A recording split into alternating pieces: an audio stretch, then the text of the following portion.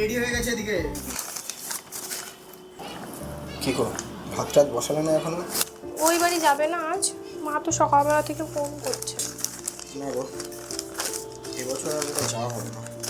বাড়ির ইএমআই দিতে আর মায়ের ওষুধ কিনতে তুমি তো জানো খরচা বেড়েছে। এবারে মনে হয় যাওয়া হবে না। ওষুধের খরচা টানতে টানতে সংসার চালিয়ে দুমুঠো খেতে দেওয়া ছাড়া আর কি পেরেছি তোমার জন্য? না তোমাকে নিয়ে ভালো কোথাও ঘুরতে যেতে পারে। এভাবে বলো না, সংসারটা কি শুধু তোমার একার বলো? আমার কি কোনো দায়িত্ব নেই? আমি আছি তো। তুমি কেন চিন্তা করছো? তো এবার যাও, কে সান্দান ছেড়ে নাও, বাদ বাকি আমি দেখে নেব। আর চিন্তা, বছরে একবার মাত্র জামাই ষষ্ঠী, নিজের শাশুড়ি একটা ভালো শাড়ি দিতে পারে। কিসের জামাই? তোমার মায়ের কথা শুনে যদি তুমি সেদিন বিয়েটা করে নিতে, আজ আর তোমাকে এই দিনটা দেখতে হতো না।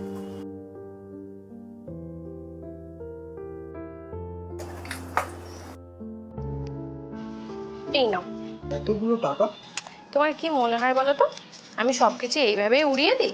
তুমি না সত্যি, এইগুলো আমার কিছু জমানো টাকা। আমি ভেবেছিলাম কোনোদিন যদি সমস্যা হয় সেদিন কাজে লাগবে। আজকে সমস্যা হয়েছে, তাই কাজে লাগবে। না না, আমি এসব টাকা পয়সা নিতে পারবো না। একটা কথা দেখো, এই সংসারটা আমাদের দুজনের। যদি কোনো সমস্যা হচ্ছে সেটাও তো আমাদের দুজনকে দেখতে হবে। আর যখন তোমার এই ব্যবসাটা দাঁড়িয়ে যাবে তখন তুমি আমাকে ফেরত দিয়ে দিও। আমি এমনি এমনি তোমাকে দিচ্ছি না, পরে ঠিক নিয়ে নেব। আর চিন্তা করো না, এবার যাও। তুমি না থাকলে যে আমার কি হতো। আচ্ছা ঠিক আছে, তুমি রেডি হও তাহলে, আমি তাহলে বাইরে থেকে ঘুরে আসি। তোমার হলো গো, আমি রেডি হয়ে গেছি এদিকে। আমিও রেডি।